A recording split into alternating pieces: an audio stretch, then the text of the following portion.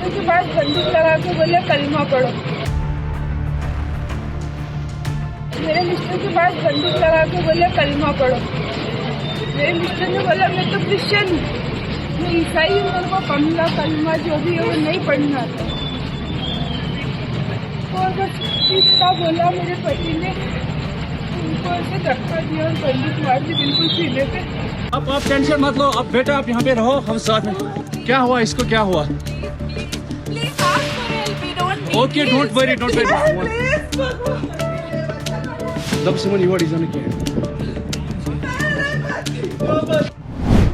क्या है कलमा? पहलगाम आतंकी हमले के बाद पूछा जा रहा ये सवाल, वीडियो में जान लें विस्तार से। हाल ही में जम्मू कश्मीर के पहलगाम में हुए आतंकी हमले ने पूरे देश को दहला दिया, जब कुछ आतंकियों ने निर्दोष टूरिस्टों को निशाना बनाकर उन्हें जबरन कलमा पढ़ने पर मजबूर किया। जिन लोगों ने ये नहीं पढ़ा उन्हें बेरहमी से गोली मार दी गई। ये न सिर्फ एक अमानवीय कृत्य था, बल्कि इस्लाम के मूल सिद्धांतों के खिलाफ भी।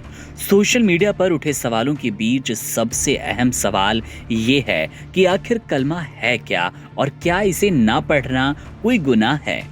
इस्लाम को समझने वाले विद्वान और धार्मिक जानकार साफ कहते हैं, आतंकियों ने इस्लाम की न सिर्फ गलत व्याख्या की, बल्कि उसे गहरे स्तर पर समझने में असफल रहे।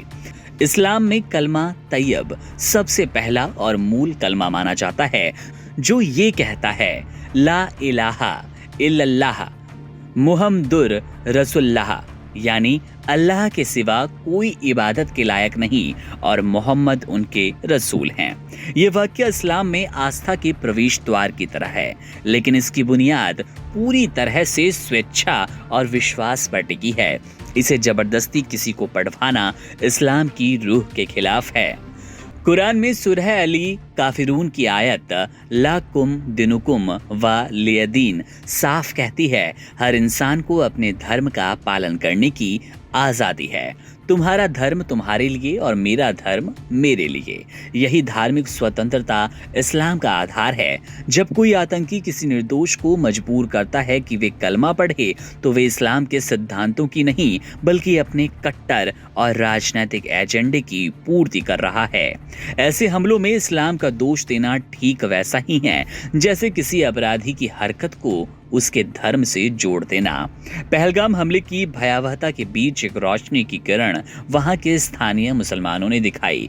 आदिल, वहीद और नजाकत अली जैसे लोग न केवल टूरिस्टों की मदद के लिए आगे आए, बल्कि अपनी जान की परवाह के बिना उन्हें बचाया भी। आदिल ने तो इंसानियत के जज्बे में अपनी जान तक कुर्बान कर दी। ये असली इस्लाम है, जहां इंसान की जान को सबसे बड़ा सम्मान दिया गया। कुरान कहता है कि जिसने एक बेगुनाह की जान ली, उसने पूरी मानवता की हत्या कर दी, और जिसने एक जान बचाई, उसने पूरी मानवता को बचाया। इस संदर्भ में देखा जाए तो कलमा पढ़ना एक पवित्र आस्था का हिस्सा है, जिसे दिल से स्वीकार किया जाए, न कि बंदूक की नोक पर। इस्लाम में कुल 6 कलमे होते हैं, जो आस्था की गहराई और अल्लाह के प्रति समर्पण को दर्शाते हैं, पर इनमें से कोई भी कलमा जबरन नहीं थोपा जाता। पहलगाम में जो कुछ हुआ वो इस्लाम नहीं, आतंकवाद था, और उस आतंक के बीच जो मुसलमान इंसानियत के लिए खड़े हुए, वे इस्लाम के असल तालीम के प्रतिनिधि थे। Subscribe to One India and never miss an update.